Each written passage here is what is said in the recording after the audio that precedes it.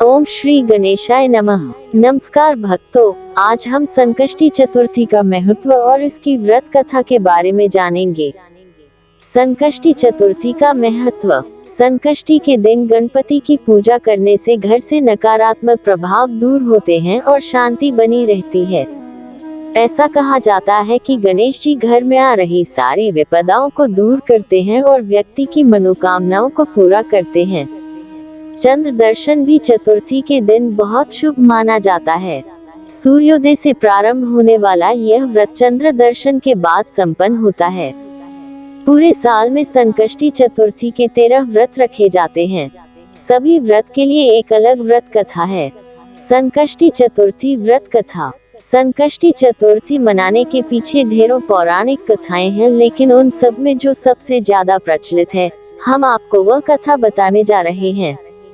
एक बार माता पार्वती और भगवान शिव नदी के पास बैठे हुए थे, तभी अचानक माता पार्वती ने चौपड़ खेलने की अपनी इच्छा जाहिर की।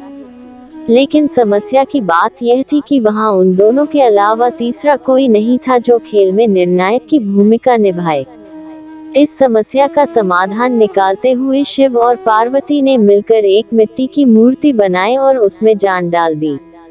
मिट्टी से बने बालक को दोनों ने यह आदेश दिया कि तुम खेल को अच्छी तरह से देखना और यह फैसला लेना कि कौन जीता और कौन हारा।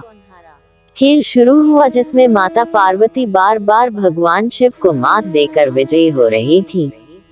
खेल चलते रहा, लेकिन एक बार गलती से बालक ने माता पार्वती को हारा हुआ घोषित कर दिया।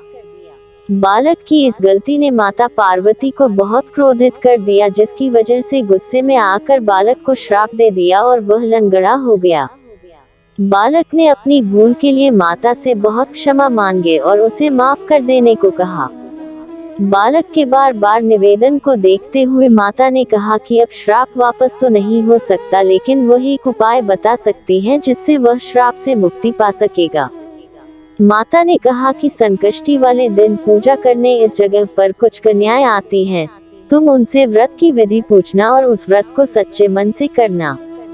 बालक ने व्रत की विधि को जानकर पूरी श्रद्धा पूर्वक और विधि अनुसार उसे किया।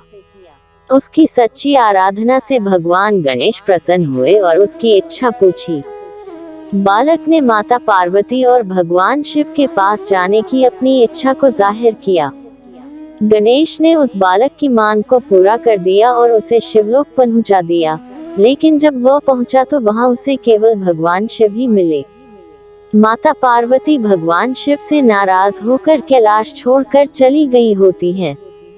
जब शिव ने उस बच्चे को पूछा कि तुम यहाँ कैसे आए, तो उसने उन्हें बताया कि गणेश की पूजा से उसे यह वरदान प्राप्त हुआ है। यह जानने के बाद भगवान शिव ने भी पार्वती को मनाने के लिए उस व्रत को किया, जिसके बाद माता पार्वती भगवान शिव से प्रसन्न होकर वापस कैलाश लौट आती हैं। इस कथा के अनुसार संकष्टी के दिन भगवान गणेश का व्रत करने से व्यक्ति की हर मनोकामना पूरी होती है। भक्तों, इस प्रकार शास्त्रों में संकष्टी चतुर्थी की व्रत कथा बताई गई है।